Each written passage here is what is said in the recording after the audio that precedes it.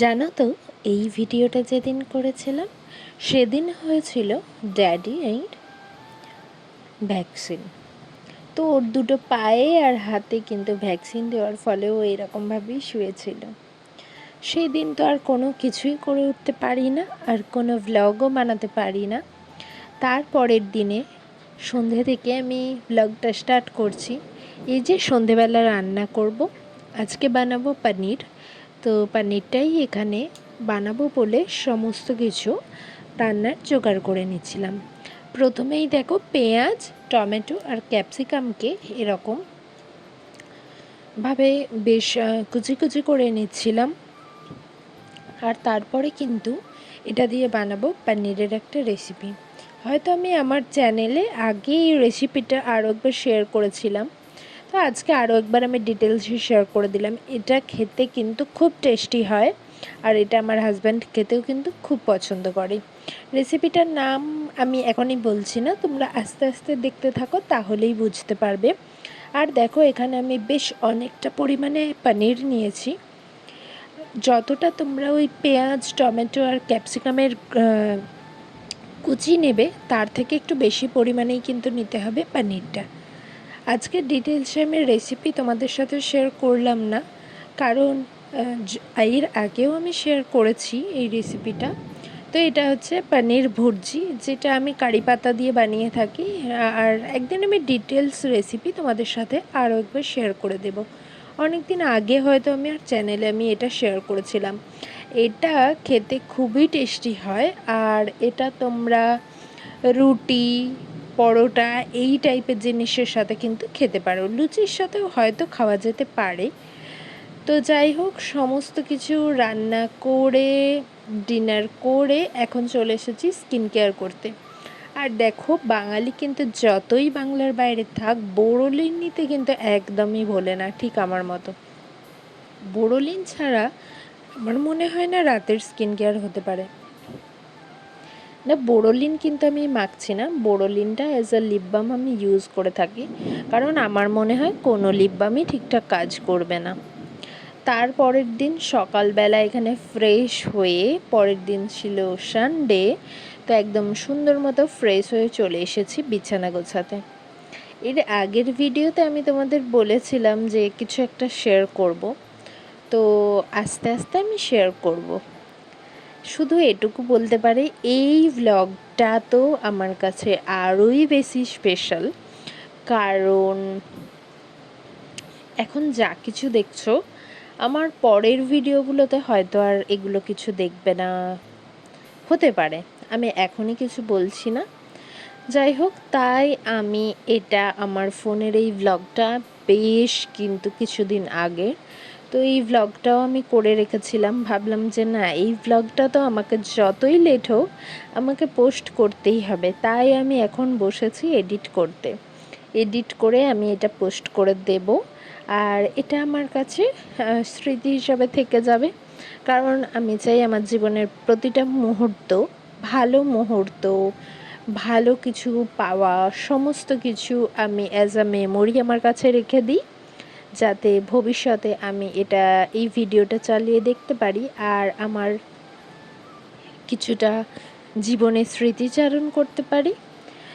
এই যে এখানে সমস্ত কিছু করে আমি এখন বানাবো ড্যাডির জন্য ব্রেকফাস্ট। আজকে আমি দেব ওকে যে পোহা আর অ্যাপেলের পিউরি দেব। তো তোমরা কি বেবির রেসিপি দেখতে চাও?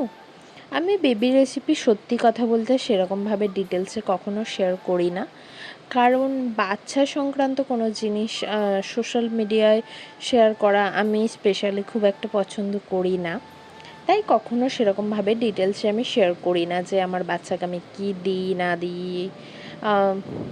যদি কখনো মনে হয় নিশ্চয়ই শেয়ার করব তোমাদের সাথে। এখন এই মুহূর্তে মনে হয়নি, তাই আমি পোস্ট সেরকমভাবে করি না। যাই হোক, আজকের এই রেসিপিটা আমি তোমাদের সাথে শেয়ার করেই দিই। এখানে নিয়েছি আমি একদম অল্প পরিমাণ পোহা বা চিড়ে বলতে পারো, যেটা কিন্তু তোমরা যদি বাচ্চাদের জন্য ইউজ করে থাকো তাহলে অবশ্যই সেটা কোনো ভালো ব্র্যান্ডের নিয়ে থাকবে, আর অল্প পরিমাণ নিলেই কিন্তু বাচ্চার জন্য হয়ে যাবে। আমার বাচ্চার বয়স এখন 18 মাস, তো ওর জন্য এটা কিন্তু একদম সাফিসিয়েন্ট, এনাফ। ও পুরোটা কমপ্লিট করতে পারে না, কিন্তু তাও এই পরিমাণটা কিন্তু বাচ্চাদেরকে দিতেই হবে। এখানে নিয়েছি আমি একটা গোটা আপেল, সেটাকে বেশ ছোট ছোট করে আমি কেটে নিয়েছি, আর এখানে নিয়েছি 4টে ডেটস। তো ডেটসটাও তোমরা বেশ ভালো ব্র্যান্ডেরই ইউজ করো। এভাবেই আমি বানিয়ে নিয়েছি, আর কোনো কিছু দেওয়ার প্রয়োজন হয় না। আর তারপরে চলে এলাম দুপুরের রান্নার জোগাড় করতে। আজ দুপুরে কি বানাচ্ছি সেটা এতক্ষণে বুঝেই গেছো, চিকেন ম্যারিনেট করছি, মানে চিলি চিকেন বানাবো আজ দুপুরে। চিলি চিকেন আর একটু ভাবছি বাসন্তী পোলাও বানাবো। তো দেখা যাক কি বানাই। এখন আপাতত চিকেনটা একটু ম্যারিনেট করে নিই। কী চিকেন, চিলি চিকেন আমরা সবাই বানাতে জানি, তাই আলাদা করে আর বললাম না। আর তার সাথে একদম লাস্ট মিনিটে অ্যাড করলাম কর্নফ্লাওয়ার আর এগ। এটা দিয়ে কিন্তু আমাদের চিলি চিকেনের ম্যারিনেশন একদম কমপ্লিট হয়ে যাবে। আর ড্যাডিকে আজকে বানিয়ে দেব অবশ্যই। ওকে তো আমি একটাই চিকেনের রেসিপি বানিয়ে দিই, না দুটোও বানিয়ে দিই। একটা বানিয়ে দিই চিকেন ব্রকলি রাইস, আর একটা বানিয়ে দিই চিকেন স্টু। তো আজকে আমি চিকেন স্টুই বানিয়ে দেব, যেটা নর্মাল ভাতের সাথে আমি ওকে খেতে দেব। সেটা কখনো তোমাদের শেয়ার করে দেব, খুবই ইজি। আর ওটা আমরাও খেতে পারি, বড়রাও খেতে পারি, ভীষণই টেস্টি হয়, আর হেলথের জন্যও কিন্তু ভীষণই ভালো। আর এই যে আমাদের কিন্তু চিকেনের চিলি চিকেনের জন্য কিন্তু চিকেনটা ভালোভাবে সকালে কি করেছিলাম, আমি ম্যারিনেট করে রেখে দিয়েছিলাম। এখন জাস্ট আমি কর্নফ্লাওয়ার আর ডিম দিয়ে একটু সুন্দর মতো ম্যারিনেট করে নিলাম। এবার কিন্তু আমরা এটা নর্মালি যেরকম ফ্রাই করে চিলি চিকেন বানাই সেটা তো বানাবো। আর আমি এর আগেও একটা ভিডিওতে আমার আগের একটা সাধারণ নর্মাল ডেইলি ভ্লগ শেয়ার করেছিলাম। তো তোমরা অনেক দিন পর বেশ ভালোই রেসপন্স করেছো, তবে সবাইকে থ্যাংক ইউ সো মাচ। তোমরা এভাবেই আমার সাথে থেকো, পাশে থেকো। আমি চেষ্টা করব আমার জীবনের সুন্দর মুহূর্তগুলোকে ক্যামেরাবন্দি করে তোমাদের সামনে আনার, কারণ এটা করতে আমি ভীষণ পছন্দ করি। এবার বলি, এটা কিন্তু শেষ রবিবার। কিসের জন্য শেষ রবিবার সেটা আমি এখনই রিভিল করব না। তো এটা বলে রাখি, এটা কিন্তু শেষ রবিবারের ভ্লগ ছিল। এরপরে কিন্তু আমার কাছে কোনো ভ্লগ এখন আর নেই। তো যাই হোক, এই যে চিকেন ম্যারিনেশন হয়ে গেল, এবার কড়াইতে একদম সুন্দর মতো সাদা তেল দিয়ে তেলটাকে ভালো করে গরম করে নেওয়ার পরে চিকেনগুলোকে ফ্রাই করে নেব।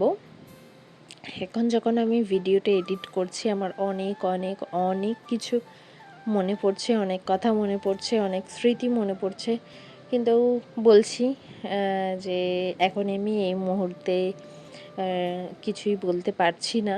তাই আস্তে আস্তে নিশ্চয়ই তোমাদের জানাবো। তোমাদের জানাবো না তো কী করব বলো, জানাতে তো তোমাদের হবে।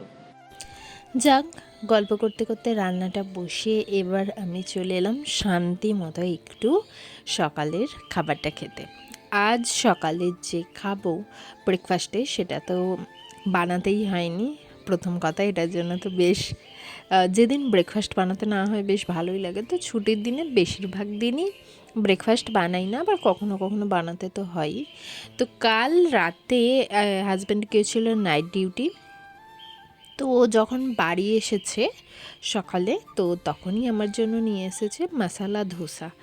দেখো, ধোসা খেতে তো আমি বেশ ভালোই বাসি, আর অবশ্যই ধোসার সাথে যে রেড চাটনিটা হয়, তো সেটা দিয়ে আমার ধোসা খেতে বেশ ভালো লাগে। তোমরা কি কেউ ওই নারকেলের চাটনিটা দিয়ে খেতে ভালোবাসো? আমার কিন্তু ঠিক আবার ওটা ভালো লাগে না খুব একটা। আর কেমন এটা টেস্ট হবে সেটা নাই বা বললাম, সাউথের দিকের সাউথে বসে তো ধোসা ইডলি এগুলো তো ভালোই লাগে খেতে। আমার কিন্তু ওই ইডলির থেকে আমার ধোসাটাই বেশি প্রিয়।